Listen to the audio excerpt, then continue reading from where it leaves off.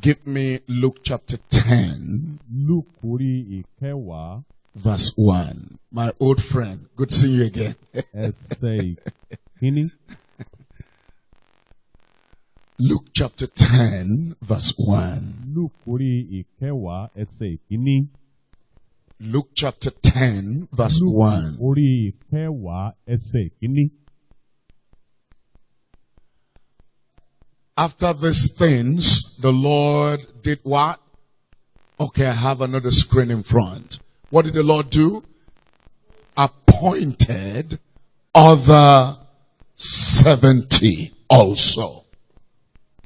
Olúwa sì yan 70 ọmọ ẹ̀yìn mìíràn pẹ̀lú, ó sì rán wọn lọ ní méjì-méjì lọ ṣáájú rẹ̀ sí gbogbo ìlú àti ibi tí òǹtìkára rẹ̀ yóò gbé dé. How many men did the Lord appoint there? Àwọn mélòó ni Ọlọ́run yàn? 70. 70. What did you see to be the mission fields in that verse? Kí ni ibi pápá iṣẹ́ ìránṣẹ́ nínú ẹsẹ̀ Ọlọ́run yìí?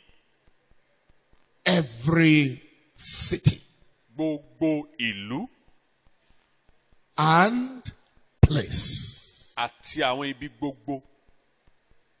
God is interested in every city and every Ọlọ́run ó place. nífẹ̀ẹ́ sí àwọn ìlú jìlú àti ibi gbogbo. He appointed 70 men, Ó yan 70 ènìyàn. but did not send them 70 to any place. Kò sì rán gbogbo 70 yẹn lọ sí ìlú. How many did he send to each place and city? Àwọn mélòó ló rán lọ ìlú kọ̀ọ̀kan àti ibì kọ̀ọ̀kan méjì-méjì. Why? Kí nìdí? Men that came from him. Àwọn tí ó wá láti ọ̀dọ̀ rẹ̀. 70 were too many for a place. 70 ó pọ̀ jù fún ibì kan.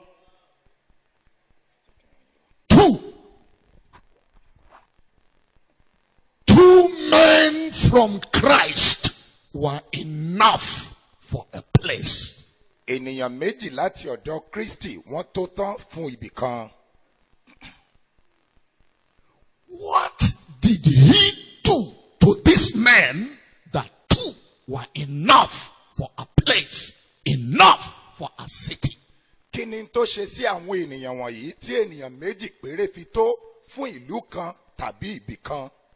And now a whole church cannot do a thing on the street. Ṣùgbọ́n báyìí àpapọ̀ ìjọ kò lè ṣe iṣẹ́ kan ládùúgbò kan ṣoṣo. Oh God! Ọlọ́run, What did you do to this man that 2 were enough for a place? kí ni tó ṣe sí àwọn ènìyàn wọ̀nyí tí ènìyàn méjì péré fi tó fún iṣẹ́ ibì kan? Repeat those things. Olúwa ṣe àwọn nǹkan wọ̀nyẹn. Repeat those things you did in them, in me. Tún àwọn nǹkan wọ̀nyí tí o ṣe nínú wọn ṣe nínú mi. 70 nameless men. Àwọn 70 ènìyàn tá a kò mórúkọ wọn. These are not Peter, James, John. Àwọn wọ̀nyí kì í ṣe Pétérù, Jákọ́bù àti Jòhánù. These are 70 nameless men, but who carried his name. Ṣùgbọ́n àwọn wọ̀nyí jẹ́ 70 ọkùnrin ènìyàn tí a kò tilẹ̀ mọrú ẹni tí wọ́n jẹ́ ṣùgbọ́n tí orúkọ Ọlọ́run wà nínú wọn. Oh God, Ọlọ́run, whatsoever you did to this man, ohun yòówù tí o ṣe sí àwọn ènìyàn wọ̀nyí, do to me. jọ̀wọ́ ṣe é nínú Do mi. in me. Ṣe é nínú mi.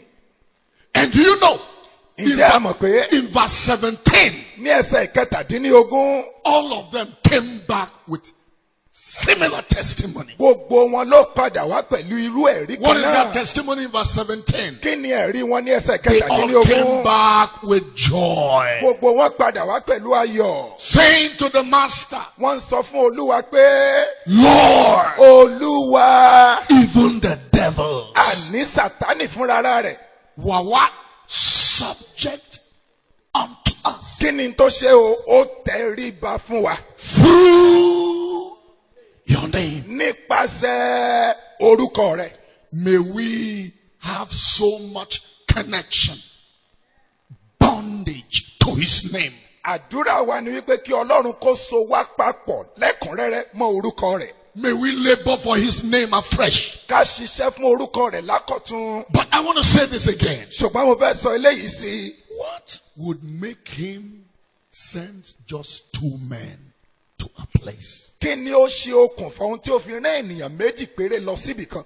He was sure ó ní ìdánilójú that these 2 wípé àwọn méjì yìí ó will do what I want done. wọ́n ó ṣe ohun tí ó fẹ́ kí wọ́n ṣe ní ṣíṣe. So tonight, as we are going to pray not too long, nítorí náà lálẹ́ yìí bá ó ṣe gbàdúrà láìpẹ́ láì we jìnnà. are asking him à ń bi léèrè this night, lálẹ́ yìí ó engage my life afresh. bá ayé tèmi sọ̀rọ̀ bá pàdé lákọ̀tun. Pour yourself into me afresh. tú ara rẹ sínú mi lákọ̀tun.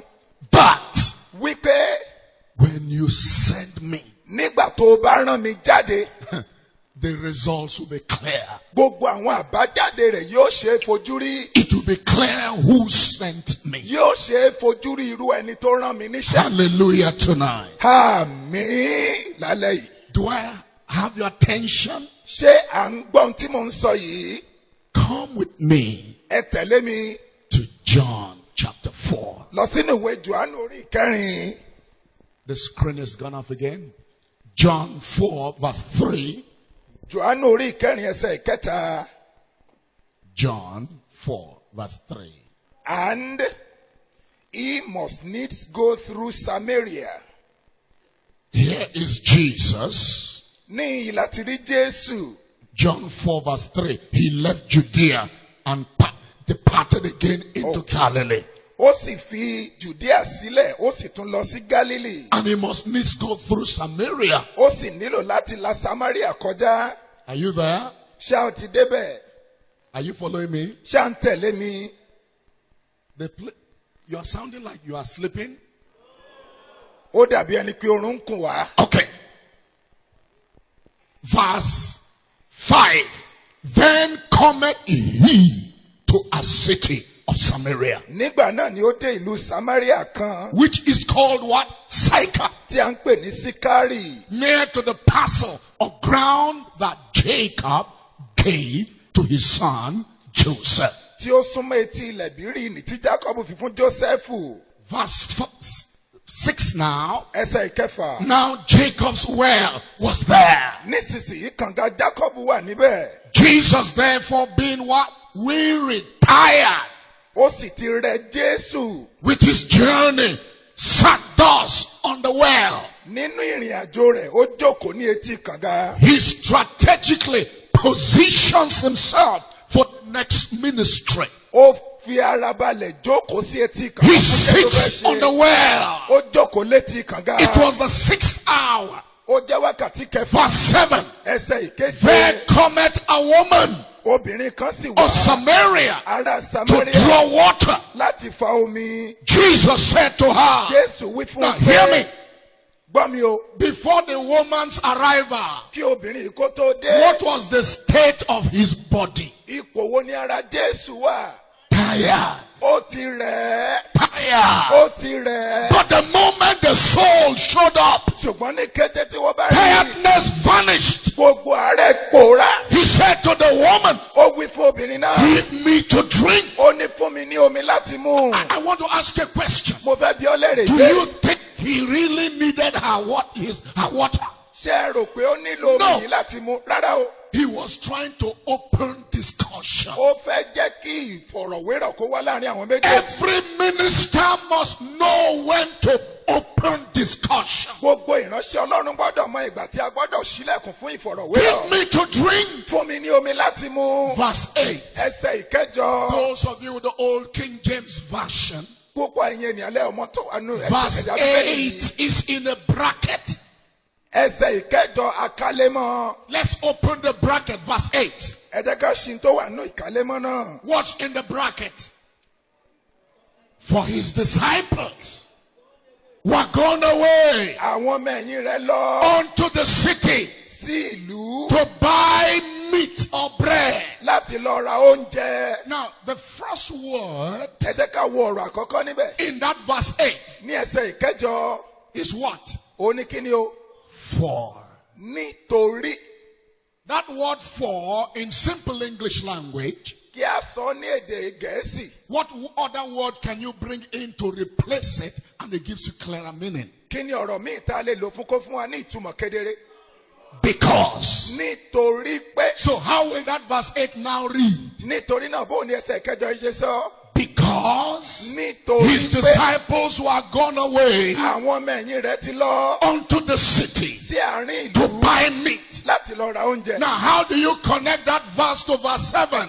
báwo la ṣe lè so ẹsẹ̀ eléyìí pọ̀ mọ́ ẹsẹ̀ In verse ìkeje. 7, Jesus said to the woman, ní ẹsẹ̀ ìkeje Jésù sọ give fún me mi náà, water to drink. fún mi ní omi láti mu. Why was it possible kí ni tó fi ṣeé ṣe for him to ask water from the woman? fún un láti béèrè omi lọ́wọ́ obìnrin yìí. Because nítorí pé Peter and Co were not around. Jòhánù àti àwọn tó kù wọn ò sí ní There are some náà. there are some people that their absence will allow God to work. àwọn kan wà tó jẹ́ pé tán bá sí níbì kan Ọlọ́run á ṣiṣẹ́ rẹ̀.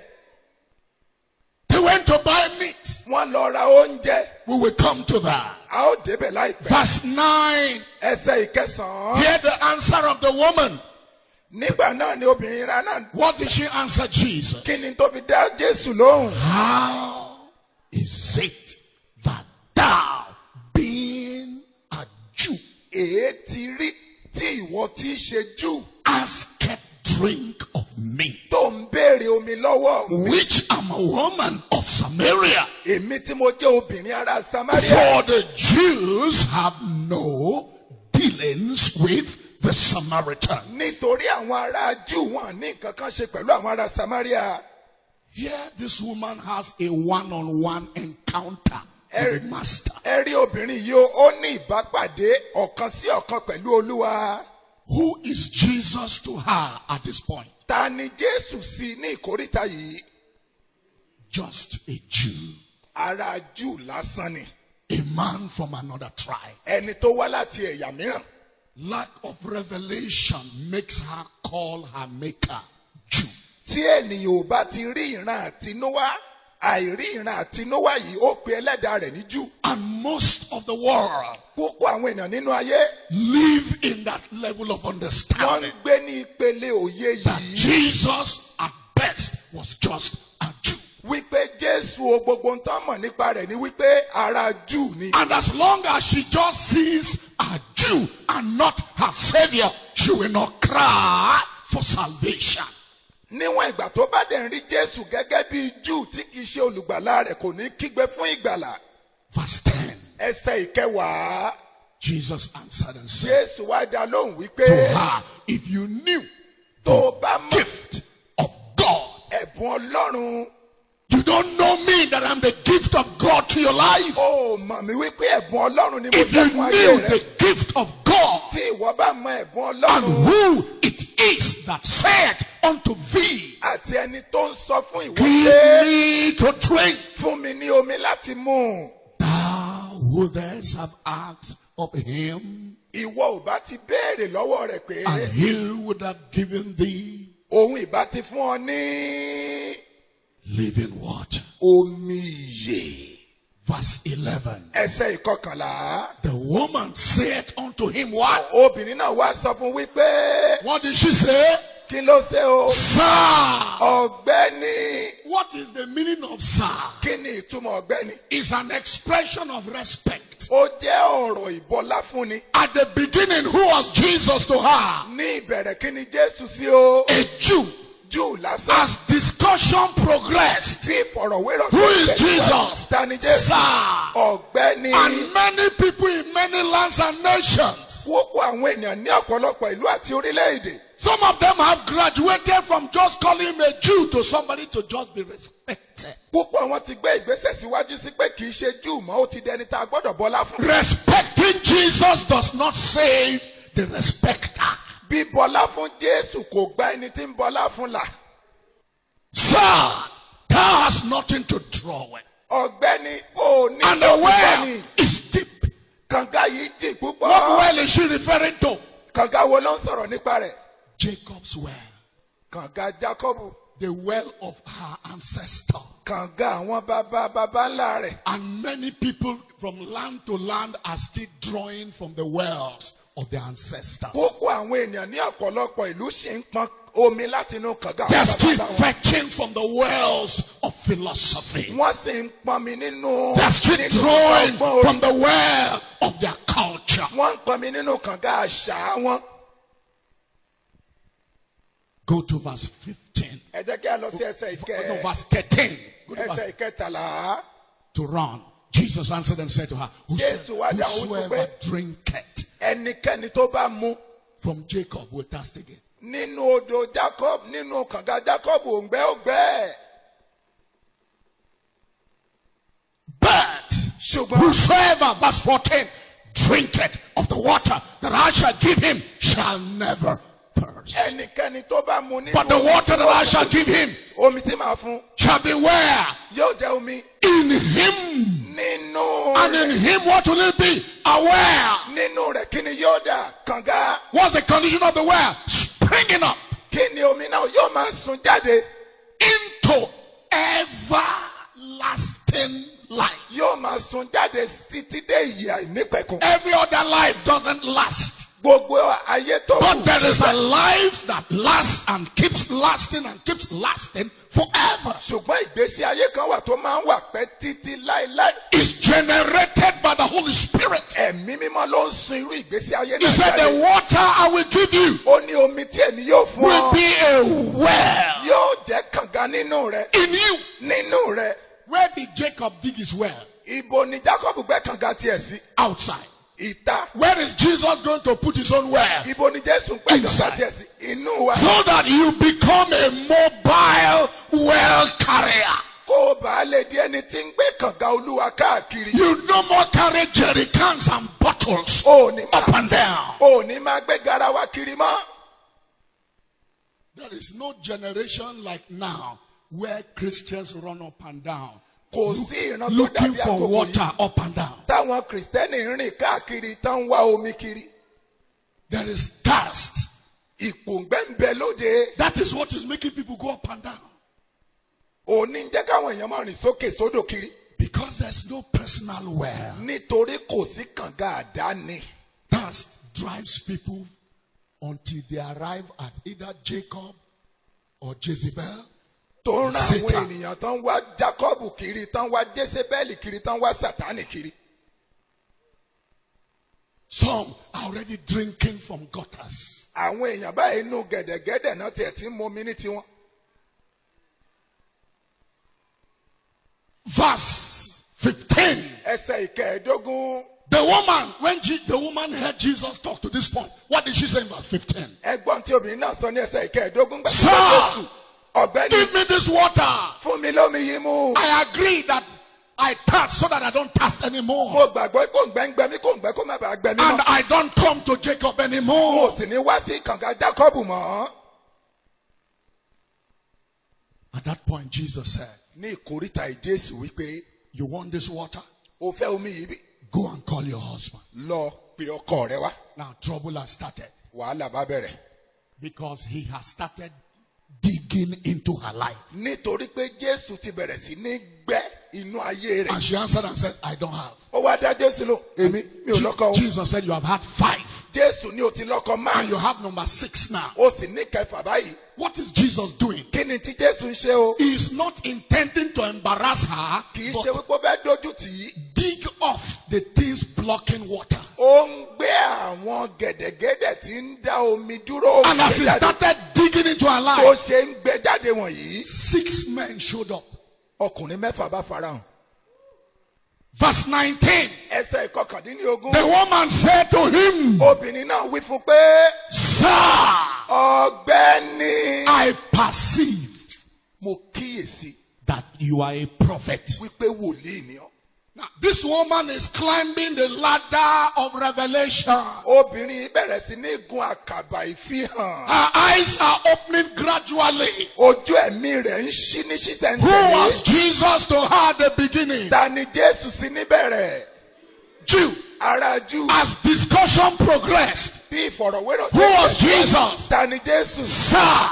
Ọ̀gbẹ́ni. As discussion went further, Bí ìfọ̀rọ̀wérọ̀ ṣe ń tẹ̀síwájú. one-on-one with Jesus. Ó ń bá Jésù sọ̀rọ̀ lẹ́nìkan. Who is Jesus to her right now? Ta ni Jésù sí báyìí? A prophet. Wòlíì. She's climbing. Ó ń gun àkàbà Now, náà. as all this is going on, Bí gbogbo nǹkan wọ̀nyí ṣe ń where lọ. are the disciples? Ibo làwọn ọmọlẹ́yìn wà? They are buying bread. Wọ́n lọ ra oúnjẹ.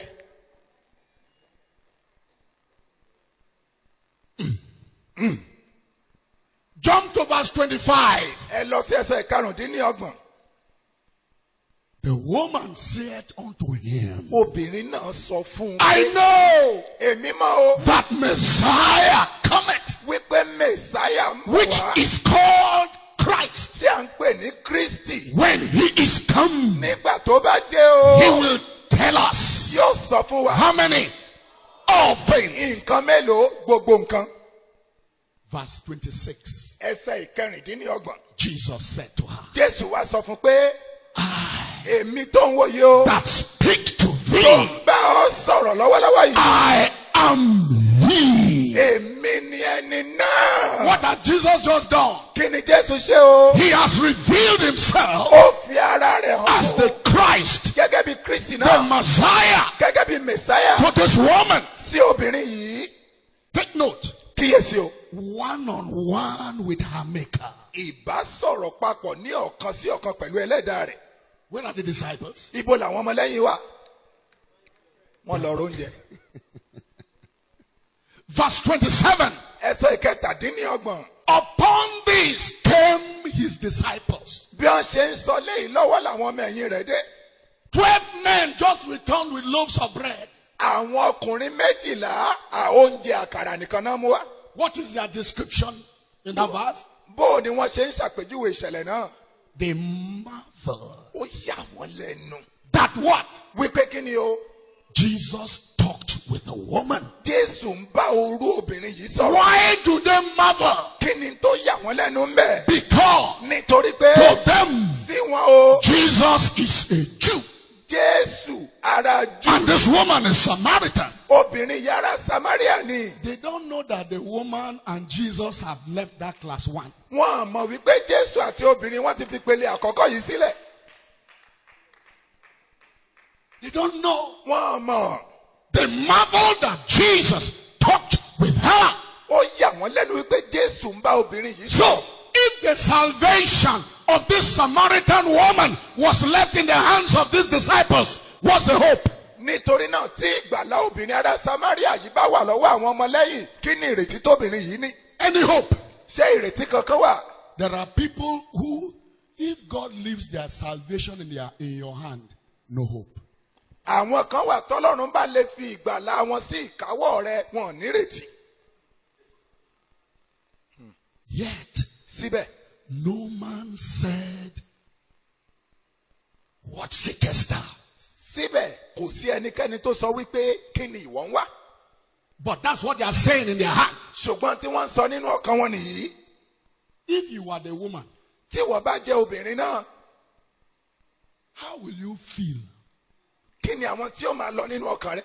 when 12 matured heavy men Nígbà tí àwọn géńdé ọkùnrin 12 suddenly interrupt your fellowship with your maker tí wọ́n wá ságbede méjì ìbárìn papọ̀ rẹ̀ ìbásọ̀rọ̀ and papọ̀ they pẹ̀lú ẹ̀rọ claim rẹ̀ to be related with the Savior? tí wọ́n sì ń sọ wípé àwọn mọ olùgbàlà náà.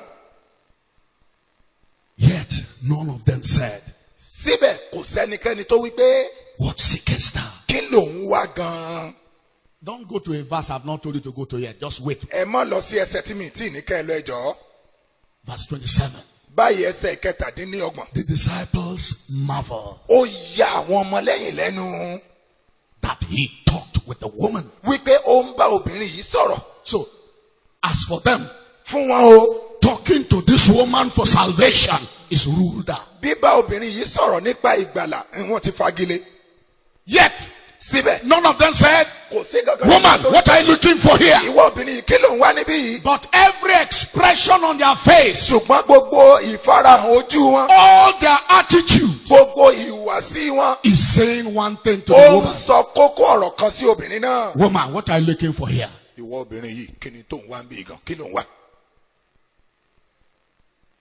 Then they are not only talking to Jesus in their hearts, Síbẹ̀- talking to the woman, kì í ṣe Jésù tàbí obìnrin náà nìkan náà sọ̀rọ̀ sí they nínú are ọkàn now wọn. talking to Jesus at the end of the verse. wọ́n wá ń bá Jésù sọ̀rọ̀ ní ìkádìí ẹsẹ̀ Or náà. why talkest thou with her? Who are they now talking to? Jesus. tàbí kí ni ìdí tí ìwọ yìí, kí ni ìdí tí ìwọ Jésù fi ń bá a sọ̀rọ̀. Can you see the boldness of these disciples? ẹ wo ìgboyà tí àwọn ọmọlẹ́yìn wọ̀nyí ní. All 12 men, géńdé Ọlọ́run 12, their hearts are pointed against their master ọkàn wọn ń sọ̀rọ̀ sí Olúwa wọn with a wicked question. pẹ̀lú ìbéèrè búburú. Why are you talking to her? kí ni ìdí tó ń bá obìnrin yìí sọ̀rọ̀.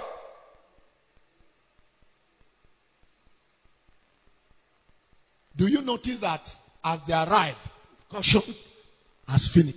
ǹjẹ́ mọ̀ ẹ́ pé ní kété tí wọ́n dé ìfọ̀rọ̀wérọ̀ tí ń lọ lọ́wọ́ ó dúró.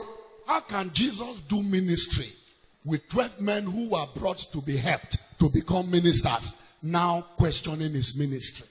bó o ní àwọn ènìyàn tí Jésù kó mọ́ra àwọn 12 wípé kí wọ́n lè ran òun lọ́wọ́, wọ́n wá bẹ̀rẹ̀ sí ní da ìbéèrè bò ó nínú iṣẹ́ ìránṣẹ́. Look at what the woman did. ẹ wo ohun tí obìnrin náà wá ṣe. Verse 28. ẹsẹ̀ ìkejì-dín-ní-ọgbọ̀n. What did she do? kí ni tó ṣe o. She left her water pot. obìnrin yìí ó gbé ládùúgbò omi rẹ̀ sílẹ̀. Why did she leave her pot? kí ni ìdí tó fi ládùúgbò rẹ̀ lẹ̀. She didn't fetch from Jacob again nítorí pé kò pọnmi nínú kànga Jákọ́bù. because a well has started inside. nítorí pé kànga ti bẹ̀rẹ̀ sí ní ru nínú rẹ̀. She left her water pot ó fi ládùúgbò omi rẹ̀ sílẹ̀.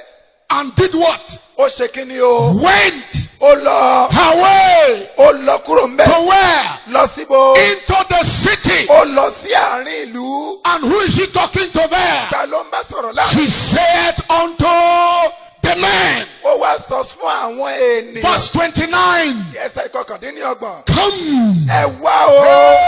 Hey. Hey! The same city disciples went ìlú tí àwọn ọmọlẹ́yìn lọ. and only came back with bread. ìtàn mú jáde láti inú ìlú náà She's lákàrà. going to come back with the men of the city. obìnrin yìí wá lọ ó kó gbogbo àwọn ará ìlú náà jáde. Do you see? ǹjẹ́ àwa rí níbí. She left her water pot ó fi ládùúgbò omi rẹ̀ sílẹ̀. with a well of the Holy Ghost springing up within her. pẹ̀lú kànga ẹ̀mí mímọ́ tí ń sun láti inú rẹ̀ wá. And she goes into the city. ó sì lọ sí àárín ìlú. The most difficult people to talk to in any place. Who are they? The men. àwọn tó ṣòro bá sọ̀rọ̀ ní ilẹ̀kílẹ̀ àwọn wo ni o. àwọn ọkùnrin. She does not face the women or children. kò lọ bá àwọn obìnrin tàbí àwọn ọmọ wẹ́wẹ́. Is the men. àwọn ọkùnrin tó wà nínú ìlú náà ló lọ bá. And says to them, what? ó wá sọ fún ẹ pé kí ni o. Come. ẹ wá. Her come ẹ wá tó sọ jáde báyìí. came with a new voice. ó wá pẹ̀lú ohùn titun. A voice generated by the spring of living water. ohùn tó ti inú ìsun omi ìyè wá. Her come had hooks. gbólóhùn ọ̀rọ̀ rẹ̀ pé ẹ wá ó ní ìkọ́. How many times did you tell people come and they followed you to Christ? ìgbà mélòó lẹ ti sọ fún àwọn ènìyàn pé ẹ wá tí wọ́n Madam, tẹ̀lé ọ. try. Fight the sleep. I will soon stop. ẹnikẹ́ni ò gbọ́dọ̀ sùn ó. I will soon stop. ìní pẹ́ dá Have I wasted your time? ṣé mo ti fà àkókò yín ṣòfò? rárá. She said to the man, ó sọ fún àwọn ọkùnrin ìlú náà. come, ẹ wá. see a man. ẹ wá wo ọkùnrin kan. Or come and see a real man. ẹ wá wo ọkùnrin tó jẹ́ ọkùnrin ní tòótọ́. All you men know how to do. 6 of you destroyed my life. Come and see a real man. ohun tí ẹ̀yin ọkùnrin wọ̀nyí ò lè ṣe tẹ́ ń ba ayé mi jẹ́ ẹ wá wo ọkùnrin ní tòótọ́. You know, they could have mocked her. ẹ rí i pé wọ́n tiẹ̀ lè gbéṣẹ́ yẹ̀yẹ́. They could have said, you have seen number 7, eh?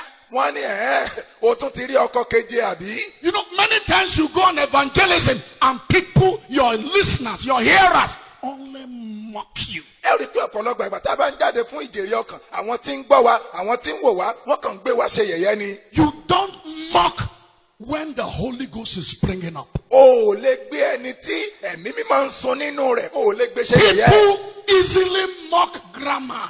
àwọn èèyàn wọ́n máa ń gbé gírámà ṣe yẹ̀yẹ́. They mock theology. wọ́n máa ń gbé ọgbọ́n ọpọlọ ìbílẹ̀ They wọ́n máa ń mock gbé ṣe church yẹ̀yẹ́. doctrine. àwọn ẹ̀kọ́ ìjọ wọ́n máa ń But gbé ṣe when the yẹ̀yẹ́. Holy Ghost has started springing up, ṣùgbọ́n nígbà tí ẹ̀mí mímọ́ bá ń sun nínú rẹ̀. the mockery of men is silenced. ìgbésẹ̀ yẹ̀yẹ́ àwọn ènìyàn àpalẹ̀numọ́. She says to the ó man, sọ fún àwọn ọkùnrin ìlú náà ẹ wá.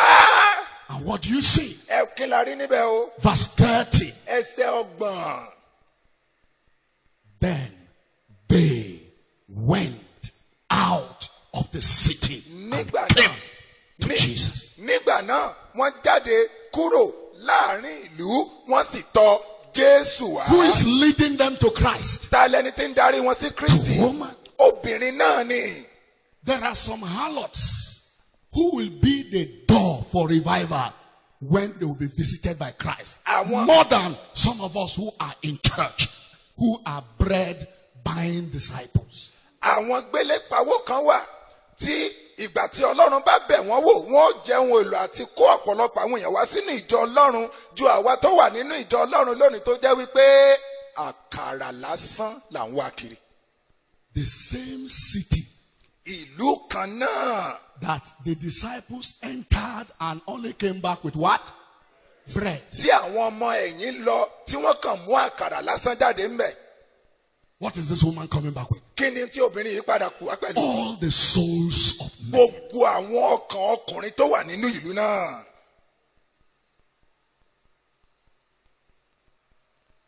Verse 31. ẹsẹ̀ ìkọkànléníọgbọ̀n.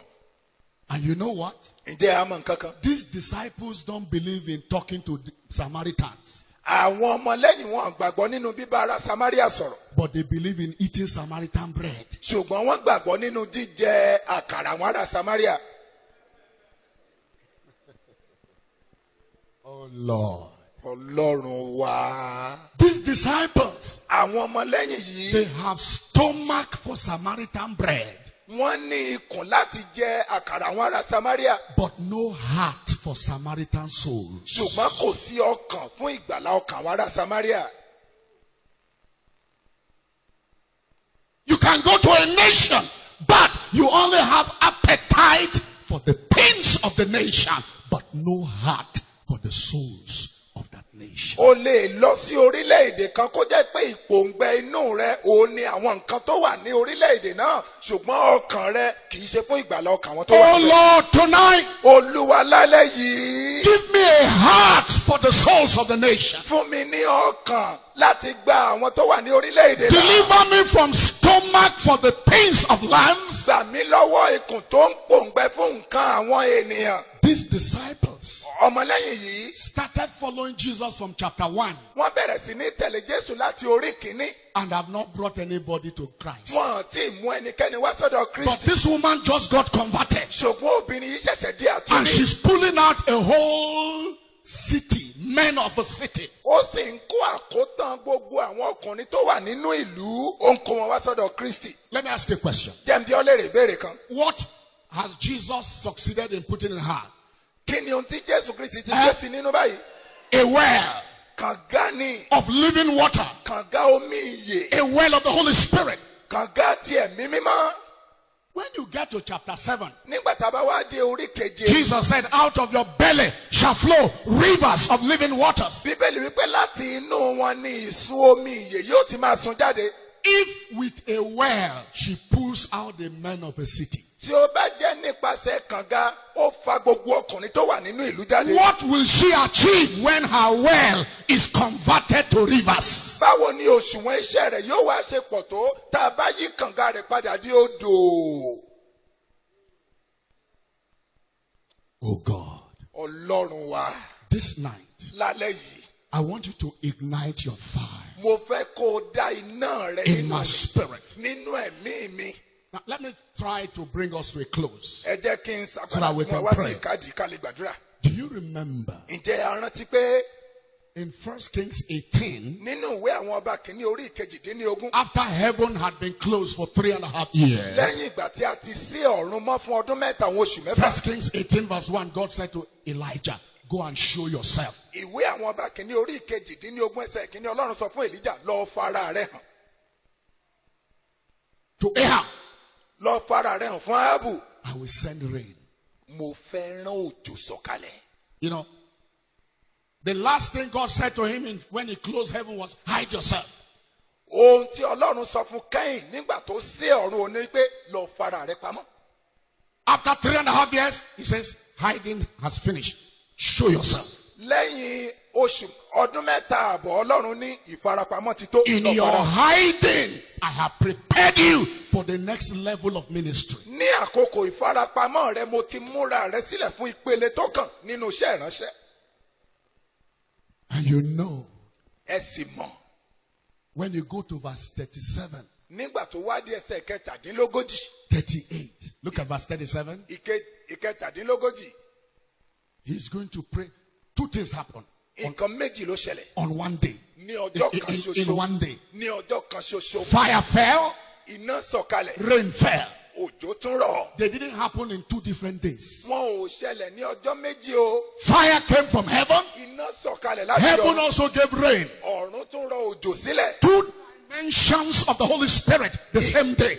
ìfarahàn ọlọ́nà méjì ti ẹ̀mí mímọ́ ó ṣẹlẹ̀ lọ́jọ́ Because kan the náà. Holy Ghost can come as water, he can come as fire. nítorí ẹ̀mí mímọ́ lè wá gẹ́gẹ́ bí omi ó tún lè wá When he gẹ́gẹ́ bí comes as fire, there are things to be burnt. nígbà tó bá wá pẹ̀lú iná àwọn nǹkan kan wà tó When he gbọ́dọ̀ comes jó. as water, as rain, there are things to be given life and made to bring forth fruits. nígbà tí ó bá wá gẹ́gẹ́ bí kànga àbí gẹ́gẹ́ bí omi àwọn nǹkan kan wà tó gbọ́dọ̀ gba ìyè. I want you to see his prayer. kí ni àwọn kókó àdúrà rẹ̀? Hear me, gbọ́ mi. oh Lord. olúwa mi. Hear me, gbọ́ mi. that these people kí àwọn ènìyàn yìí may know kí wọ́n lè mọ̀ that thou art the Lord God. wípé ìwọ ni olúwa ọlọ́run. I want you to see his prayer. mo fẹ́ kó wo àdúrà rẹ̀. The first prayer is for fire. àdúrà àkọ́kọ́ wà fún iná. Then the second prayer is going to be for water, rain. àdúrà ìkejì wà fún omi fún òjò. And I want you to see the prayer. mo sì fẹ́ ká wo àdúrà náà. Hear me.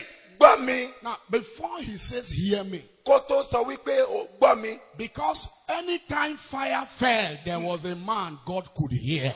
nítorí pé ìgbàkúgbà tí iná bá sọ̀kalẹ̀ ọkùnrin kan bẹ tọ́lọ́run. lọ́wọ́ Anytime tẹ́tí gbọ́. fire is not coming from heaven, heaven is saying there is no man to hear. ìgbà tí ò bá sí iná láti òkè wá tí ọ̀run sọ ní pé kò sí èèyàn tá a gbóhùn. May I not be in a day and in a generation where there is no man heaven hears. ọlọ́run má jẹ́ wà nínú ìran tí ó jẹ́ wípé kò sí ọkùnrin kankan tí ọ̀run ń gbọ́ ohùn rẹ̀.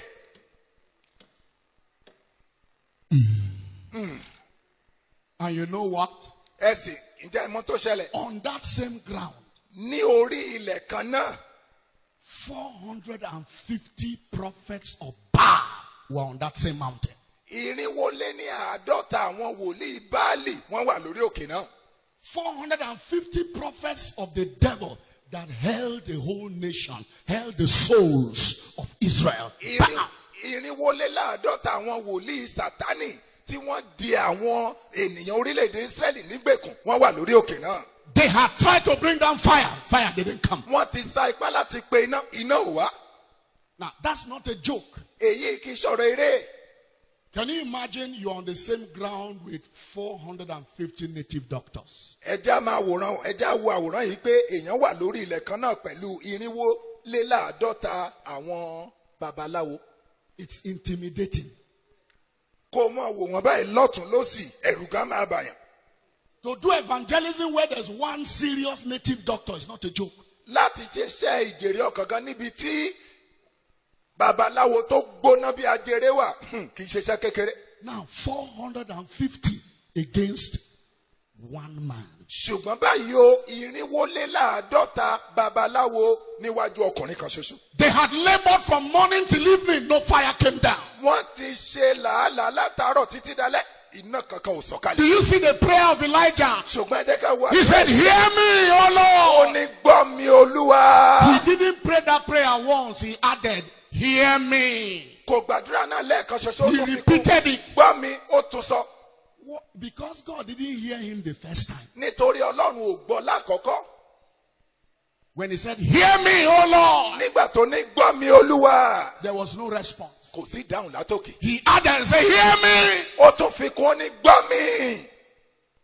No response kò still, tún sí ìdáhùn síbẹ̀. until he gave heaven reasons. títí dìgbà tó wá fún ọlọ́run ní àwọn ìdí tó fi gbọ́dọ̀ dáhùn. It's like when the man said, hear me. ó dàbí ìgbà téèyàn bá ní gbọ́ mi. God said, why should I hear you? ọlọ́run ní kí ni ìdí tí mo fi fẹ́ gbọ́. And he answers ó wá dáhùn that wípé these people àwọn ènìyàn yìí may know kí wọn kí ó lè mọ̀ that thou art the Lord God. wípé ìwọ ni olúwa ọlọ́run. Not that they may know that I'm a mighty man of kì í God. ṣe pé ká lè mọ̀ pé ìránṣẹ́ ọlọ́run ńlá ni mí. Because the reason why the fire doesn't fall, nítorí ìdí tí iná náà ò fi sọ̀kalẹ̀. what you want to achieve ohun tó o fẹ́ sọ di ṣíṣe. is different from what God wants to achieve. ó yàtọ̀ sí tọ́lọ́run fẹ́ kó di ṣíṣe. Many men want fire that people may know this is a man of great power and fire. ọ̀pọ̀lọpọ̀ àwọn ènìyàn ló fẹ́ iná káwọn èèyàn kó lè máa ní dáńsákì rẹ iná ń bẹ nínú ọkùnrin. What's the next thing? ṣùgbọ́n kí ni tá a rí And níbẹ̀. that thou hast turned àti wípé ìwọ ti yí wọn padà. their heart ó yí ọkàn wọn padà back again. sọ́dọ̀ rẹ̀. Do you see the reason for asking for the fire? ǹjẹ́ a rí ìdí báyìí tó fi ń béèrè fún iná náà? What are the two reasons there? kí ni àwọn ìdí méjèèjì? That these people, kí àwọn ènìyàn every land, every nation we go, ní gbogbo ilẹ̀ ní gbogbo that ilẹ̀ they ní may gbogbo ilẹ̀ kí know, wọn kó lè mọ̀. not know us, kì í ṣe mọ̀ wá but o. know that the Lord is God, ṣùgbọ́n láti mọ̀ wípé olúwa ni ọlọ́run. and that their hearts be turned back again to God. àti pé kí a lè yí ọkàn wọn padà sọ́dọ̀ ọlọ́run. When this become the heavy reasons for your cry for fire, it won't be long. Fire will attend to your ministry. nígbà tí nǹkan wọ̀nyí bá jẹ́ ìrèdí pàtàkì tó fi ń béèrè fún iná láìpẹ́ láì jìnnà iná yóò sọ̀kalẹ̀ sórí iṣẹ́ ìránṣẹ́ wa. Fire will decide to sit on your head. iná á wá pinnu láti jókòó lé ọ lórí. You know, on the day of Pentecost, ẹ rí i pé ní ọjọ́ Pentecost fire found seats, iná orí ibùjókòó cloven tongues like as fire. ẹ̀là ahọ́n bíi ti iná. Did what? kí ló ṣe o? Sat. ó jókòó. Fire took a seat. iná orí ibi fìdílé. Say, I have heads to sit on. ó ní mo rí orí àwọn ènìyàn láti jókòó lé. May your head offer heaven's fire a seat. ǹjẹ́ kí orí rẹ kó ṣe ibùjókòó fún ọ̀run kí iná kó lè sọ̀kalẹ̀.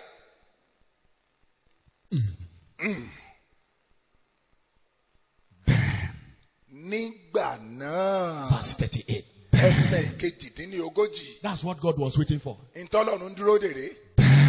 nígbà náà The fire of the Lord fell. iná ọlọ́run ó sọ̀kalẹ̀. I think I'm looking for a word stronger than sokale. That fell. ó jábọ́.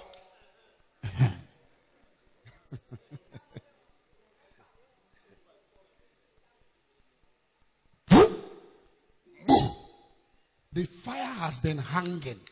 iná yẹn ó ti há síbì kan.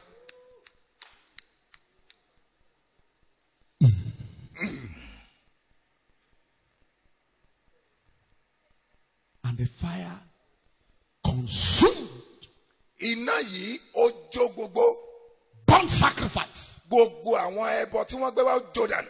wood, igi ni o the stones. gbogbo àwọn òkúta ni o. You know, those stones, he said, there were 12 stones according to the 12 tribes of Israel. àwọn òkúta wọ̀nyí wọ́n ní wọ́n jẹ́ òkúta méjìlá ní ìbámu pẹ̀lú àwọn ẹ̀yà So Israẹli. those stones represent tribes. àwọn òkúta wọ̀nyí dúró fún ẹ̀yà. All the tribes were consumed in gbogbo fire. àwọn ẹ̀yà wọ̀nyí ni iná náà jó pátápátá. When this fire comes, a nílò iná yìí. no tribe left out. ní ìgbà tí iná yìí bá sọ̀kalẹ̀ kò sí ẹ̀yà tí ọlọ́run ò ní bẹ̀wò.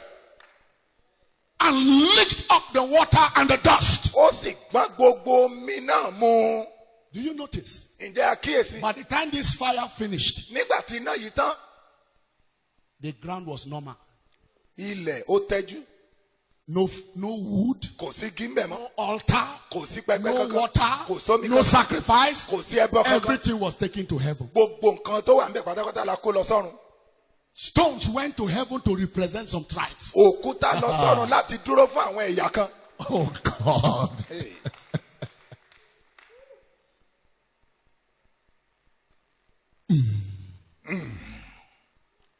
What if the fire didn't fall that day?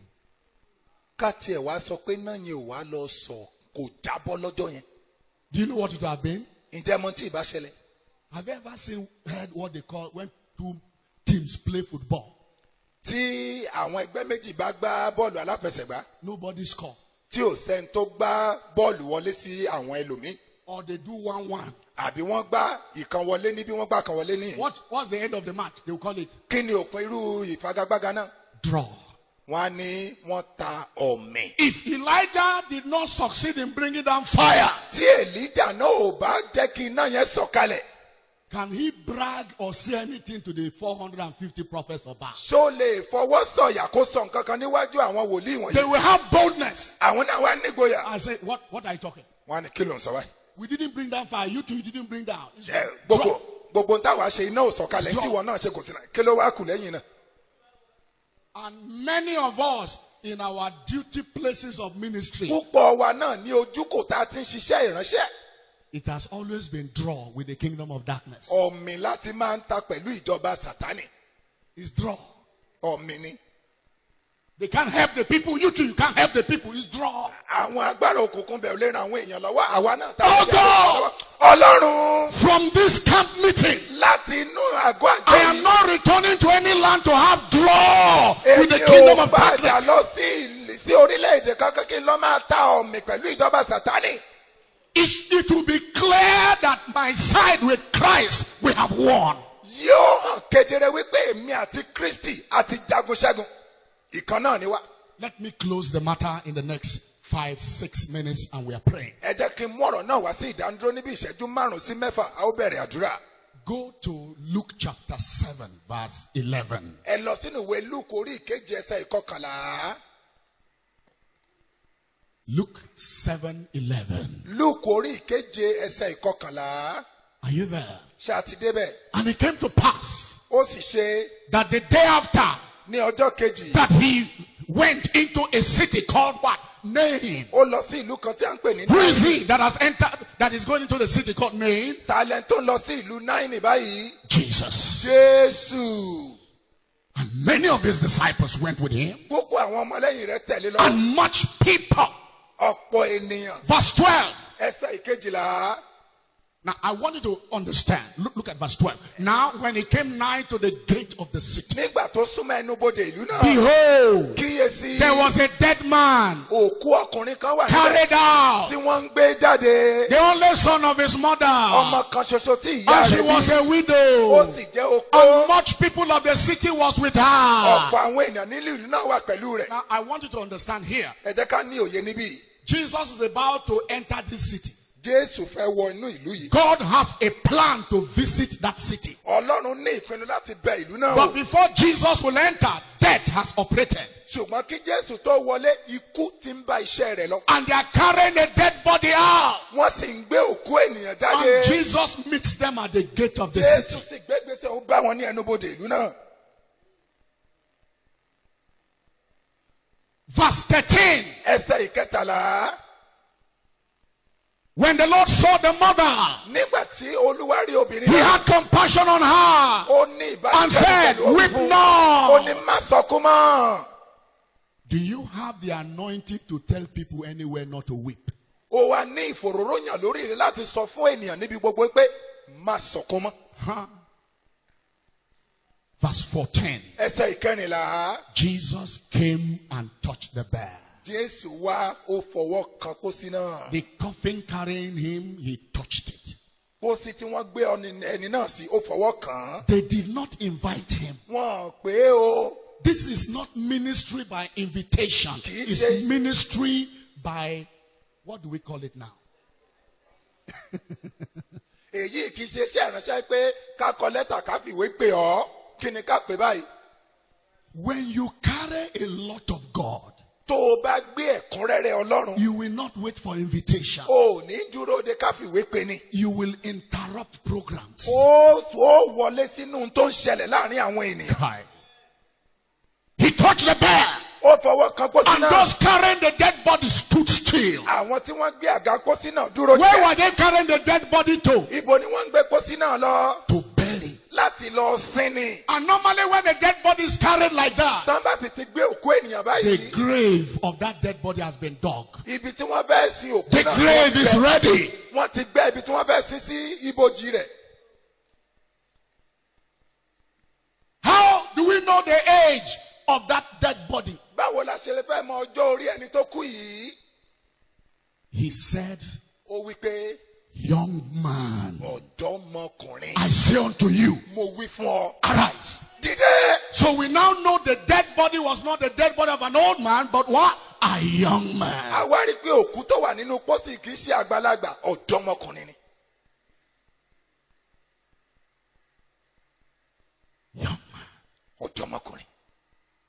who has so much in life ahead of him. tó ní ọ̀pọ̀lọpọ̀ láti ṣe níwájú. Many dreams ahead. tó ní ọ̀pọ̀lọpọ̀ àlá níwájú. If God does not anoint us, tí Ọlọ́run ò bá fòróró rẹ̀ yàn wá. our evangelism will not bring results. ìjèrè ọkàn tá à ń ṣe kò ní mú èso jáde wá kò ní mú èrè wá. There is too much weak witnessing. ọ̀pọ̀lọpọ̀ ìjẹ́rìí fún Kristi òun ló kún fún àìlera. Witnessing that does not dissolve arguments. ìjẹ́rìí fún Kristi tí ò mú kí gbogbo àríyànjiyàn kó tán. Oh God. Jésù Say, young man, ọ̀dọ́mọkùnrin. I say. èmi mo wí fún ọ. If it was Elijah talking, he would say, thus saith the Lord, young man, arise. tó bá jẹ́ Èlíjà ni a ní báyìí ni Olúwa wí ọ̀dọ́mọkùnrin dìde. But Jesus, you will never hear him say, thus says the Lord. ṣùgbọ́n Jésù ẹ̀ ní gbọ́ kó wí pé báyìí lolúwa wí. He will always say what? Verily, verily, a ní I. lóòótọ́ lóòótọ́ èmi mo wí. Arise. dìde. Verse 15. ẹsẹ̀ ìkẹẹ̀dógún. He that was dead ẹni tí ó sì kú náà sat up. ó dìde jókòó. Sat up where? In the coffin, on the shoulders of those who had assignment to bury him. ibo ló ti dìde sí o nínú pósí ní èjìká àwọn tó ti gba iṣẹ́ àti lọ sín. It's possible the people carrying him to bury were responsible for burying his father. ó ṣeé ṣe kó jẹ́ pé àwọn tó gbé léjìká tán fẹ́ lọ sín àwọn náà ló sin bàbá rẹ̀. He sat up. ó dìde. His first place for sitting up and reigning was on the shoulders of those who were to bury him. ibi àkọ́kọ́ tó ti dìde tó sì ti jọba òun ni ní èjìká àwọn tó ń lọ láti lọ. His father died. bàbá rẹ̀ kú. God didn't raise him back. Ọlọ́run ò jí dìde. May there be a generation that will not be buried, but raised back to do the works of God. àdúrà wa ni pé kí ìran kan kó wà tá à ní sin sínú bòjì ṣùgbọ́n tí wọn yóò dìde láti ṣe ìfẹ́ But Ọlọ́run. there is a generation of fathers being buried as they die. But, oh God, don't bury this young generation. ṣùgbọ́n ìran àwọn bàbá kan wà tí a sin wọ́n ní àkókò tiwọn ṣùgbọ́n Olúwa má sin ìran tá a wà nínú rẹ̀ yìí. Where were they going to? ibo ni wọ́n ń lọ To bury him. láti lọ sin. Will the journey continue to the grave? ẹ jọ̀ọ́ ṣé ìrìn àjò náà ńgbà tí Jésù bá wọn pàdé ṣé yóò sì tẹ̀síwájú lọ síbojì. What will happen? kí ni yóò ṣẹlẹ̀? U-turn àyípadà yóò wáyé back to the city. láti padà sínú ìlú náà.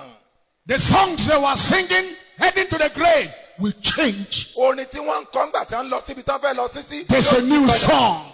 orin tuntun yóò dìde. This young man ọ̀dọ́mọkùnrin yìí. becomes a living exhibit as Jesus enters the city. Not anybody wants to argue with Jesus. Say, can your philosophy rob the grave of a soul? Look at this one. ó wá di ẹ̀rí tó ṣe é fojú rí fún gbogbo àwọn tó wà láàrin ìlú kò sẹ́ni tó lè bá Jésù jiyàn mọ́ nítorí pé wọ́n á máa sọ wípé ẹ wo ẹni tó jí dìde. We are going to ask the Lord a fẹ́ bá Ọlọ́run sọ̀rọ̀ to ignite in us láti dá iná Stand on kan your feet. sínú wa ẹ dìde dúró lórí A ẹsẹ̀ fresh fire. kó dá iná ọ̀tun sínú wa.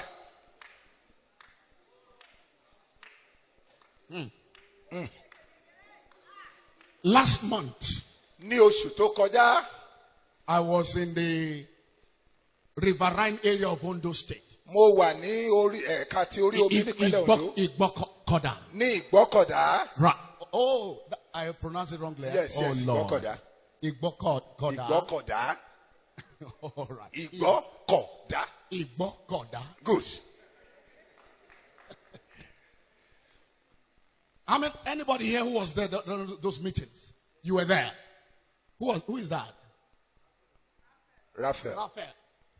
God came down for us. Ọlọ́run sọ̀kalẹ̀ wá fún wa. He can testify. Àwọn lè jẹ́rìí sí i. While we were speaking the word, demons were leaving people.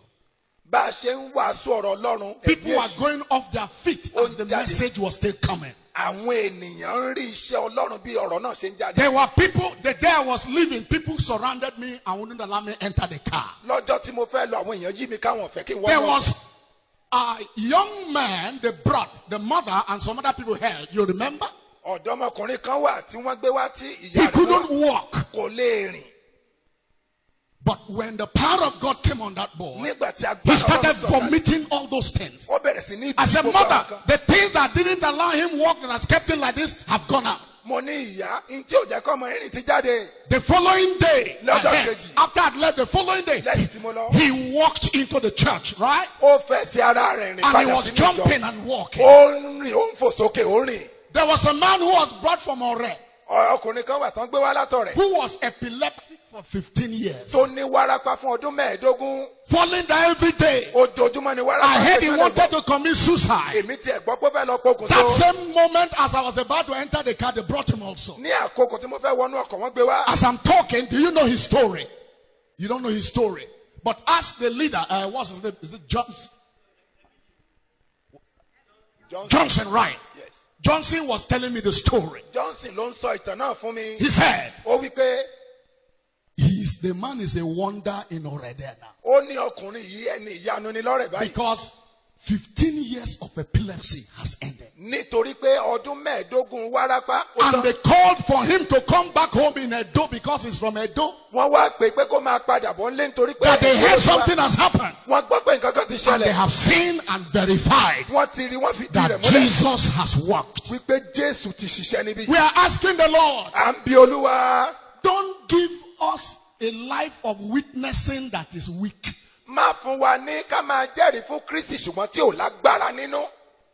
Oh Jesus. Do you know Ǹjẹ́ ẹ mọ̀? when Peter, Nígbà tí Pétérù, when Jesus entered the pool of Bethesda, nígbà tí Jésù wọ there was a Odò multitude Bethesda. of sick people. ọ̀pọ̀lọpọ̀ àwọn èèyàn tó ń How ṣàìsàn many ló wà did bẹ́ẹ̀. he heal? Àwọn mélòó ló wòsàn? One. Ẹnìkan. Why did he leave the others? Kí ni tó fà àwọn tó kù The sílẹ̀? other ones were reserved for Peter, James, and John. Àwọn tó kù Pétérù. There are Jòhánù, people Bàbá Pétérù. reserved in your name. Àwọn kan wà tọ́lọ́run fi sílẹ̀ nítorí rẹ̀.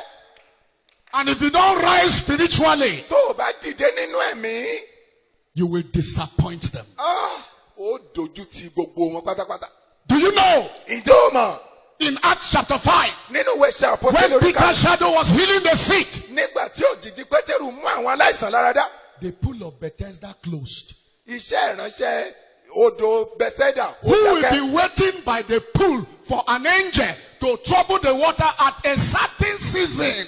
When there's a Peter who in season and out of season, even his shadow has entered ministry. Ta ni yóò máa dúró de odò Bethsaida tó jẹ́ pé ẹ̀ẹ̀kan láàrin ọdún ni ìyanu máa ń ṣẹlẹ̀ ńbẹ̀ nígbà tí Pétérù kan wà tó jẹ́ wípé ní àkókò tó wọ̀ àti àkókò tí kò wọ̀ òjìji rẹ̀ ó mú àwọn ènìyàn láradá. If you are the one, will you leave your relative by the pool when there's a Peter? Tó bá jẹ́ pé ìwọ ni ṣó fi ara ilé rẹ sílẹ̀ ní inú odò ni nígbà tí Pétérù kan wà ńlẹ̀. Oh God, Ọlọ́run wa tonight, lálẹ́ yìí do something in me. ṣe nǹkan kan nínú mi.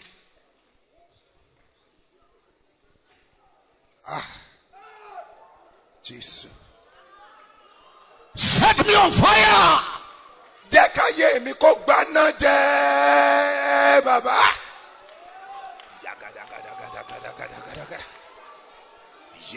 Call on God. Képe Ọlọ́run. Bogaela Pogo Sabata. Olúwa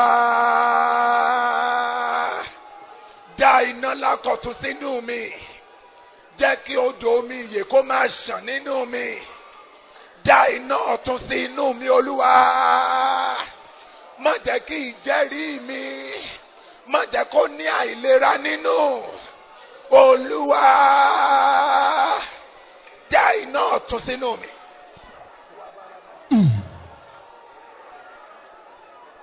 In the name of Jesus. Listen, we're in prayer. Do you remember Ṣé a rántí when Peter and John raised the cripple at the Nígbà tí- beautiful gate? nígbà tí Pétérù àti Jòhánù tán mú arọ láradá níwájú ẹnu ọ̀nà dáradára? The church is growing in silver and gold, but reducing and becoming zero in rise up and walk. Ìjọ ń pọ̀ sí i nínú wúrà àti fàdákà. We need silver and gold, but Ṣùgbọ́n wọ́n ń lọlẹ̀ nínú silver ìdílé and kí ó gold máa is so limited in this work. tòótọ́ la nílò owó ṣùgbọ́n owó kéré sí ohun tá a nílò nínú iṣẹ́ yìí. When Peter and John raised that cripple, Nígbà tí Pétérù àti Jòhánù where were they going to? Ibo ni wọ́n ń lọ? Into the temple. Wọ́n ń lọ sínú tẹ́ḿpìlì. In what hour? Ní àkókò wo? The hour of prayer. Wákàtí àdúrà. Hear me. Ẹ gbọ́ mi o. They were going to pray. Wọ́n ń lọ gbàdúrà. They have not yet prayed. Wọ́n ti bẹ̀rẹ̀ sí And they are raising a cripple. wọ́n sì mú arọ What will láradá. happen when they come back from prayer Kí ni meeting? tí ó wá ṣẹlẹ̀ tó bá ń ti bí àdúrà bọ̀? In the name of Jesus. Oh God, Ọlọ́run mi, stir up something in me. jẹ́ kí nǹkan kan ru sókè nínú That mi. this crippled generation may rise up by my life and ministry. Wípé ìran wa tó ti yarọ yìí yóò dìde nípa iṣẹ́ ìránṣẹ́ mi.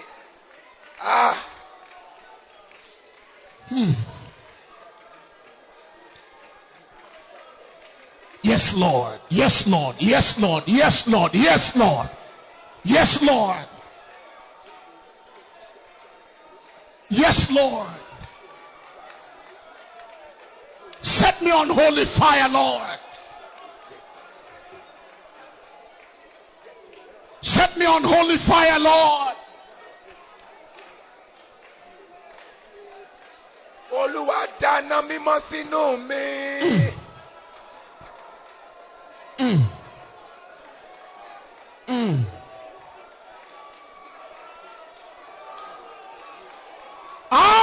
Kabosh. Jege. Parush e panda badosi pagadia. Leka parus e posa. Jeaman robo shepasia tagasia. In the name of Jesus. Hear me. Ẹ gbọ́ mi. On Mount Carmel, Ní orí òkè Kámẹ́lì the same day lọ́jọ́ kan náà that fire fell tí iná sọ̀kalẹ̀ was the same day ní ọjọ́ náà that rain fell. tí iná náà tí òjò rọ̀. So God can give us the two Ọlọ́run lè fún wa ní méjèèjì. the two major dimensions of the Holy Ghost. Ẹ̀ka méjì pàtàkì tí ẹ̀mí mímọ́. Fire, Iná, rain. òjò. Oh God, Ọlọ́run combine all this for pa us. méjèèjì papọ̀. Combine these two for me. Pa méjèèjì papọ̀ lé mi lórí. Combine the fire and the rain upon me. Pa iná àti òjò papọ̀ lé mi What lórí. fire should do, let fire do it. Ohun tí iná fẹ́ ṣe jẹ́ kí iná ó ṣe. What rain should do, let rain do Ohun it. tí òjò yóò ṣe jẹ́ kí òjò kó ṣe. Talk to God. Pa méjèèjì. Yes, Lord. Give me the two. Both the fire and the rain. The same day. The same day. Even this night. The fire and the rain this night. The fire and the rain this night.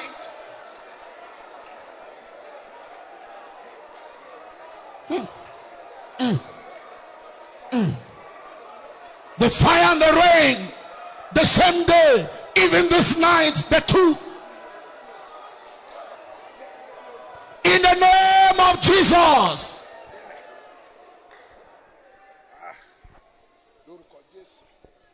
On that day of Pentecost, Ní ọjọ́ Pentecost, look at the description of the fire that sat on their head. ẹ wo àpèjúwe irú iná tó sọ̀kalẹ̀ lé He wọn lórí. said, cloven tongues as like fire. Ó ní ẹ̀là ahọ́n bíi ti iná. Cloven. Ẹ̀là. No man had it all. Kò sẹ́ni tó ní gbogbo ẹ̀ tán. Each man had a cloven. Olúkúlùkù ló ní The word ẹ̀là. cloven comes from the root word to cleave. Ọ̀rọ̀ yẹn wá láti inú pé kéèyàn kó la nǹkan kó. Like you cleave wood. Òkè wípé èèyàn la nǹkan. It is Jesus alone that carries all the Holy Ghost. Jésù nìkan ló ní àkótán gbogbo ẹ̀mí mímọ́. But you have a share. Ṣùgbọ́n ìwọ ní ìpín. Your share must be cloven. Ìpín tirẹ̀ a gbọ́dọ̀ là á fún ọ. Oh God, Olúwa. cleave my share. Ìpín tèmi là á lé mi lórí Cleave lálẹ́. my share from the head of Jesus. Olúwa la ìpín tèmi látòrí Jésù. Cleave my share. Olúwa la ìpín tèmi. Whatsoever sits on the head of Christ, Ohunkóhun tó bá jókòó lórí Kristi. cut my share for me. Olúwa la ìpín tèmi fún mi. Cut me my share. La ìpín tèmi fún mi. Jesus.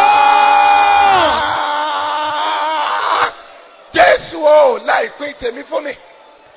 La ìpín tèmi fún mi. My share. La ìpín tèmi My fún mi. share. La ìpín My tèmi fún mi. share. La ìpín tèmi fún mi. Cleave my share for La me. ìpín tèmi fún mi lálẹ́ yìí o. Cut out my share of Olódùmarè. fire. Hey. Yo, yo, yo, yo, yo, yo, yo, yo, yo, yo. Parusaba. Jege, jege, jege. Parukasebaya. My share.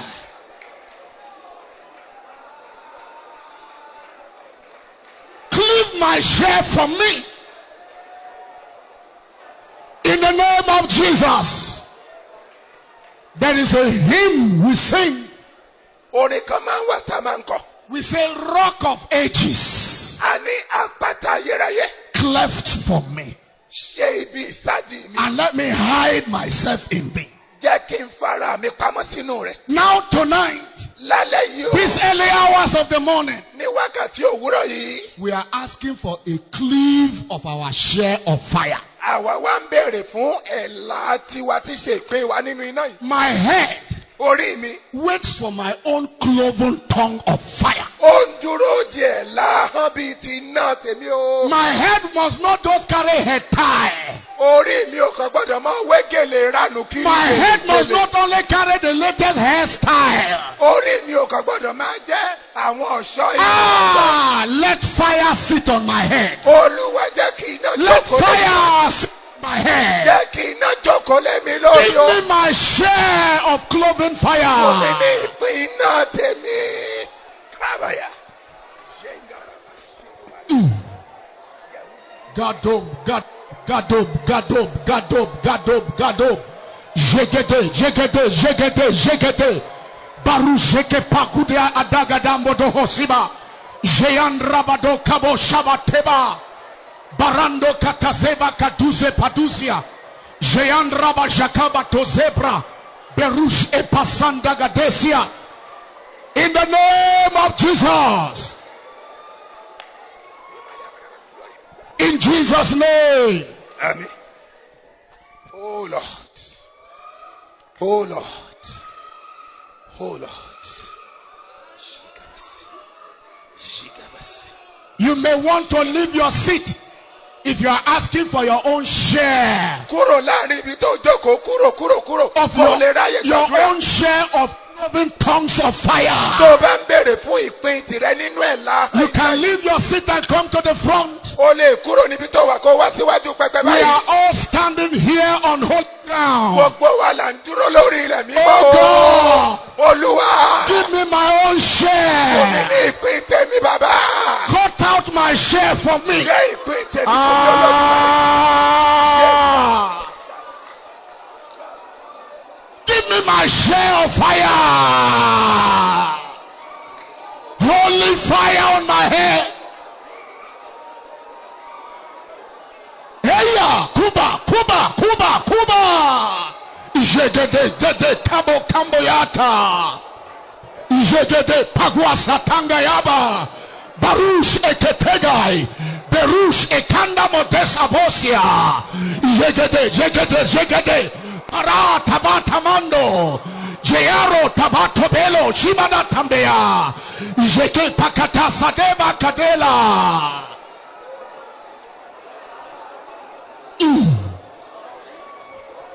In the name of Jesus. Yes. Yes. In the name of Jesus. As the Lord will dismiss us from this program, Bí Ọlọ́run yóò ṣe máa rán wa padà kúrò nínú ìpàdé yìí. no more draw with the devil. Kò sí títà ọ̀mì mọ́ pẹ̀lú Sátánì. In the name of Jesus. Tonight, Lálẹ́ yìí, oh God, Ọlọ́run mi, cleave my share of fire for me. ẹ̀la iná tèmi làálẹ̀ mi lórí lálẹ́ yìí. Bàbá. Kai.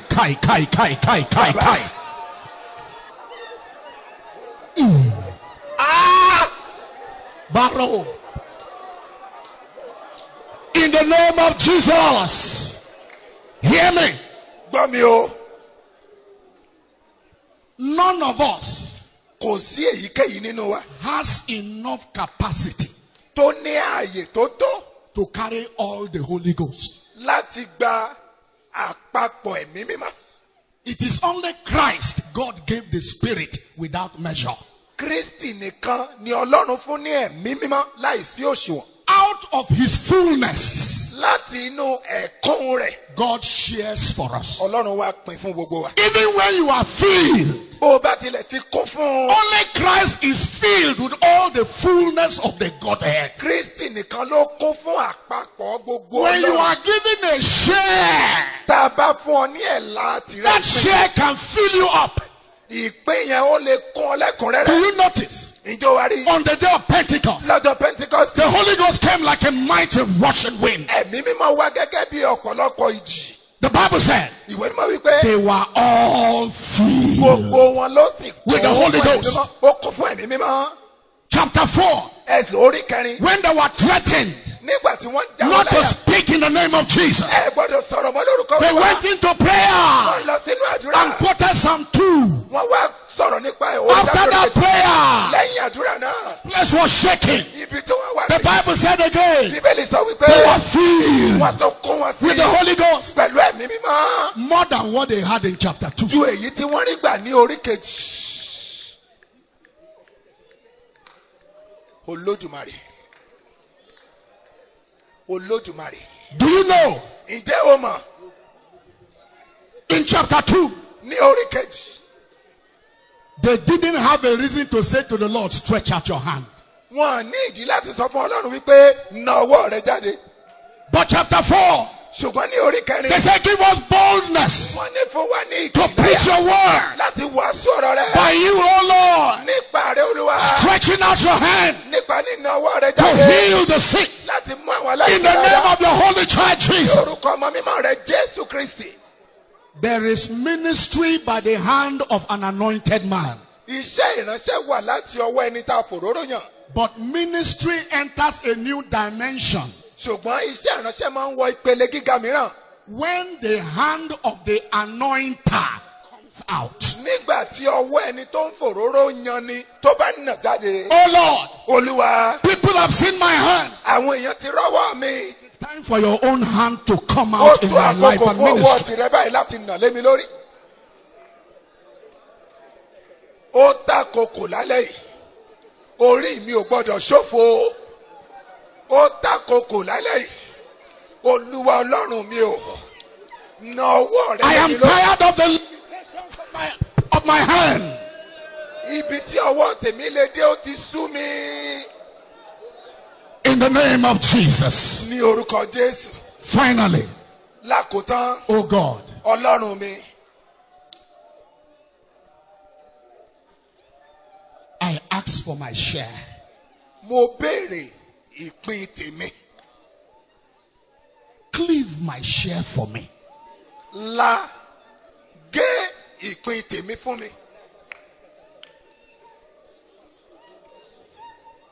Ha.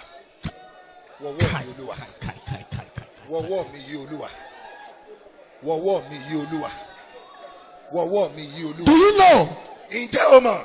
It was not the apostles that clove the fire. Kì í ṣe àwọn àpọ́stélì ni wọ́n la iná náà. The cleaving happened from heaven. Àti ọ̀run wá ní lílà náà ti wá. Father, Bàbá mi, let my name come up in heaven. jẹ́ kórúkọ mi kó lọ sọ́run lálẹ́ yìí. Discuss me in heaven. Ẹ sọ̀rọ̀ nípa mi lọ́run. And let it result in cleaving my share to rest on my head. Kí àbájáde kó wá yọrí sí wípé ẹ̀là tèmi ó bà lé mi lórí lálẹ́ yìí. Ọlọ́run, ẹ sọ̀rọ̀ nípa mi lọ́run lálẹ́ yìí. Ẹ má jẹ́ máa gbó bí ajá lásán nínú ayé yìí. Ẹ sọ̀rọ̀ nípa mi lọ́run lálẹ́ yìí. Ẹ jẹ́ kí ìpín tèmi kó sọ̀kalẹ̀ lé mi lórí. Hey! Ẹ jẹ́ kí ó jáde wípé ìpín tèmi sọ̀kalẹ̀ lé mi lórí lálẹ́ yìí. Olúwa jọ̀ọ́ bẹ̀ mí wò lálẹ́ yìí. Nítorí orúkọ rẹ̀. In the name of Jesus. Àmín. Lórúkọ Jésù. Hear me in this prayer. Ẹ gbọ́ mi nínú àdúrà yìí o. In that upper room, Nínú yàrá òkè ni. when the Holy Ghost came down, Nígbà tí ẹ̀mí mímọ́ there sọ̀kalẹ̀. were men and women in that upper room. Àwọn ọkùnrin àti àwọn obìnrin ló wà nínú yàrá òkè náà. Every man's share of the fire Ìpín olúkúlùkù nínú iná náà. came in accordance to what the man must do. Ó wá ní ìbámu pẹ̀lú òṣùwọ̀n ohun tí oníkálukú gbọ́dọ̀ ṣe. I'm sure Ó dá mi lójú. what sat on Peter Ohun tó wá sórí Pétérù will not be the same that will sit on Mary Magdalene. kì í ṣe òṣùwọ̀n náà ni ó wá sórí Maria Magdalene. Based on each man's assignment, Ó dá lórí ojúṣe tó oníkálukú gbọ́dọ̀ ṣe. God caught the fire. Ọlọ́run ó la iná náà. Oh God, Ọlọ́run, may I not have big assignment and small fire. Olúwa má jò jẹ́ wípé mo ní iṣẹ́ ńlá ṣùgbọ́n iná kékeré lórí ayé mi. Ọlọ́run gbà mí, ṣàánú mi. Ṣàánú mi. Ní ìwòye iṣẹ́ rẹ tó wà ní iwájú fún mi. Jẹ́ kí iná rẹ sọ̀kalẹ̀ Thank you, Lord. Thank you, Lord. Lift up those hands to lórí God. ayé mi lálẹ́ yìí. Oh my Father. Oh my Father. Oh my Father. Let my portion rest upon me. There are sicknesses and diseases leaving bodies because of the presence of God right now. Àwọn àìsàn àti àrùn ó ń jáde lára àwọn ènìyàn nítorí ìwàláàyè Ọlọ́run báyìí. Garments are being changed. Rags are being removed. Ọlọ́run ń pààrọ̀ àwọn aṣọ ìdọ̀tí kúrò lára wa báyìí. Gifts of the Holy Ghost that became dormant are coming back to life. Ẹ̀bùn ẹ̀mí mímọ́ tó ti dakú rẹ̀ tẹ̀ ó ń gba ìsọjí lálẹ́ yìí. In Jesus' name. Àmín. Say after me. Máa sọ tí mò ń sọ yìí tẹ̀lé mi. Oh God, Ọlọ́run, I refuse mo kọ̀ to have a fireless head. láti máa rìn kiri pẹ̀lú orí tí ò níná nínú.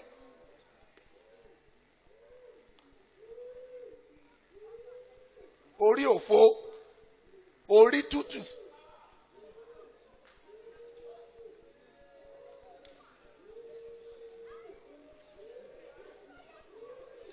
Mo kọ̀. Orí mi ò ní ṣe lásán mọ́. Mo kọ̀. mo kọ̀, mo kọ̀, I refuse. mo kọ̀, mo kọ̀, I refuse. mo kọ̀. A fireless head, I refuse. Orí tí ò níná, mo kọ̀.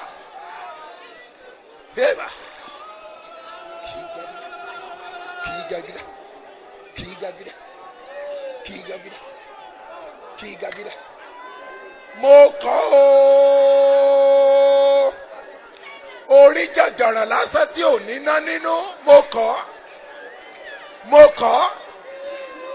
Mo kọ̀. Aya, Mo kaba, kọ̀. bakwado, sheba bamole, pogayo. Mo kọ̀. Mo kọ̀. Mo gbé orí mi wá síbi pẹpẹ, orí mi gbaná jẹ. Orí mi gbaná jẹ. Orí mi gbaná jẹ. Ẹ̀la hán láti ọ̀run sọ̀kalẹ̀ lé mi lórí. Orí mi gbaná jẹ. Yègídígàgà. Yègídígàgà. Yègídígàgàgàgà. Ìkàràbà yìí dẹ́gẹ́sẹ̀dẹ́gẹ́. Kàyídígàdígà. Kàyídígàdígà. Yes, Lord. We welcome you, Holy Spirit afresh. We welcome you.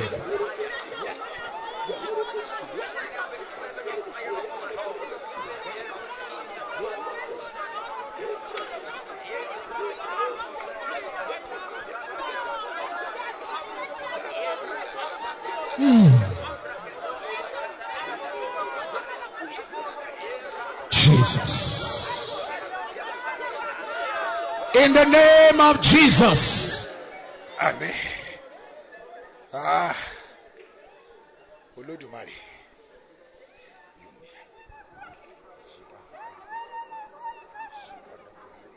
Hi. There are people waiting for you. Àwọn èèyàn wà lóde tí wọ́n ń dúró dè wá. Their salvation is tied to your rising. Ìgbàlá ọkàn wọn, ìdìde rẹ ló ń dúró dè. If you don't rise, their Tó o bá case is dìde, doomed. wọ́n lè nígbàlà kan tó kú.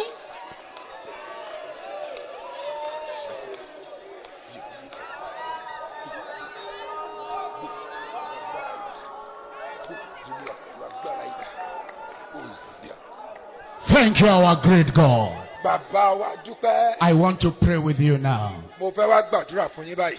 But the Lord is already moving freely here. Olúwa ti ń rìn pẹ̀lú òmìnira láàrin àwọn ènìyàn rẹ̀. A number of you hearing me. Púpọ̀ ẹ̀yin tó ń gbọ́ mi lálẹ́ yìí. From this night, Láti alẹ́ yìí lọ. a new page has turned in your destiny. Amen. Olúwa ti ṣí ojú ewé tuntun nínú àyànmọ́ wa. There are prophecies you wanted to enter into, Àwọn àsọtẹ́lẹ̀ kan ti wà ńlẹ̀ tó fẹ́ wọlé sí nínú. which can only be entered into by the Spirit. Tó jẹ́ pé ẹ̀mí mímọ́ ló lè tì ọ́ From gbọ̀ngàn láti tonight. wọlé. Látàlẹ́ yìí. The Spirit of God is bringing you into the beginning of manifestations. Amen. Ẹ̀mí mímọ́ mú ọ wọlé sínú ìbẹ̀rẹ̀ ìfarahàn tó lógo. You used to see yourself before crowds in your dreams. Ní ọ̀pọ̀lọpọ̀ ìgbà lójú àlá, wàá rí ọ̀pọ̀lọpọ̀ èrò The níwájú dead rẹ̀. raised, Wàá rí táwọn blind òbí eyes dìde, seeing, àwọn afọ́jú the lame ríran, walking, àwọn arọ́rìn. revival bursting in places. Oríṣiríṣi àwọn iṣẹ́ ìyanu ń ṣẹlẹ̀. There is an anointing that brings you into it. Ìfòróróyàn kan wà tó tì ọwọ́ inú rẹ̀ lálẹ́ yìí. May the hand of the Lord come upon you. Kí ọwọ́ Ọlọ́run kó wá sí ọ lórí. May the hand of the Lord usher you into those Kí things. ọwọ́ Ọlọ́run kó gbé ọ wọlé sínú nǹkan In wọ̀nyí. the name of Jesus. Ní orúkọ Jésù. Oh yes. Oh yes. Oh yes. Oh yes. Oh yes. This anointing coming on you right now Ìfòróróyàn tó ń sọ̀kalẹ̀ lé ọ lórí báyìí. is also opening doors to lands and nations for some of us. Ó ń ṣílẹ̀kùn sí àwọn ìlú àti orílẹ̀-èdè fún ọ̀pọ̀lọpọ̀ wa. You will go to places you never imagined you will go. Ó lọ sí àwọn ibi amen tí ìwọ gan ò lérò pé o lè dé láyé.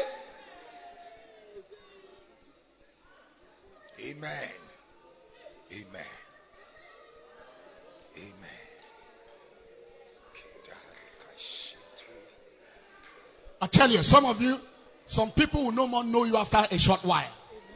Mo ń sọ fún yín àwọn èèyàn ò ní dá yín mọ̀mọ́ láìpẹ́ láì jìnnà. Because the anointing coming on you is changing things. Nítorí pé ìfòróróyàn tó ń sọ̀kalẹ̀ lé yín lórí báyìí ó ń yí àwọn nǹkan kan padà. Thank you, our great God. Bàbá àwa dúpẹ́. Go as a flame of fire for God.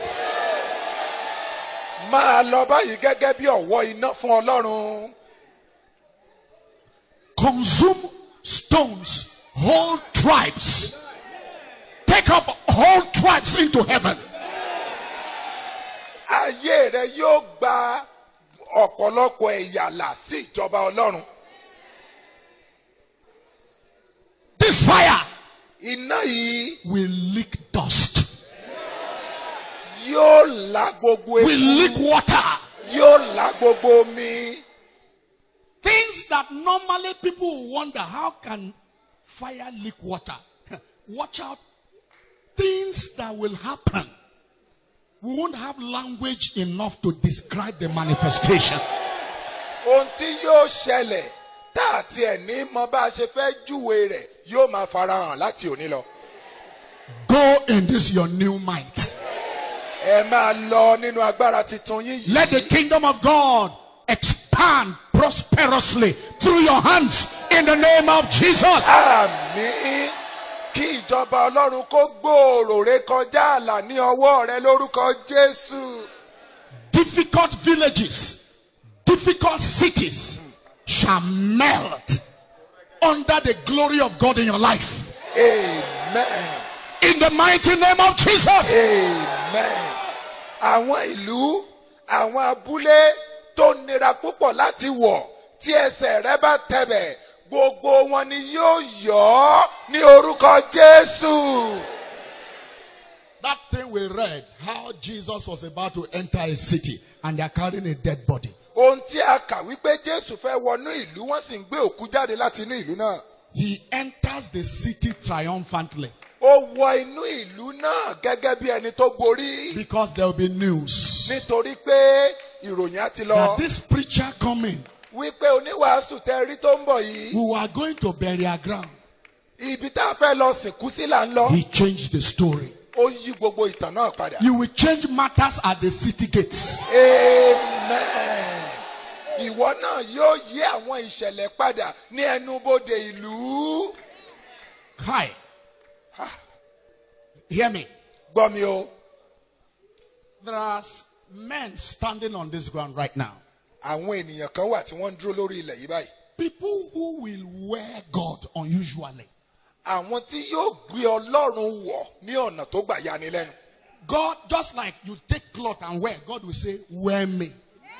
Bí ìgbà tó mú aṣọ láti wọ̀, Ọlọ́run á ní gbé mi wọ̀. You know, Paul said, put on Christ. Paul wípé ẹ gbé Kristi wọ̀. Some of us will so wear God. Púpọ̀ wa ó gbé Ọlọ́run wọ̀ tó bẹ́ẹ̀ You will enter a place, it will be clear Tó o bá wọ ibìkan báyìí yóò hàn kedere. that this man, this woman is wearing God. Wípé ọkùnrin tá à ń wò yìí ó gbé Ọlọ́run wọ̀. Go and do unusual exploits.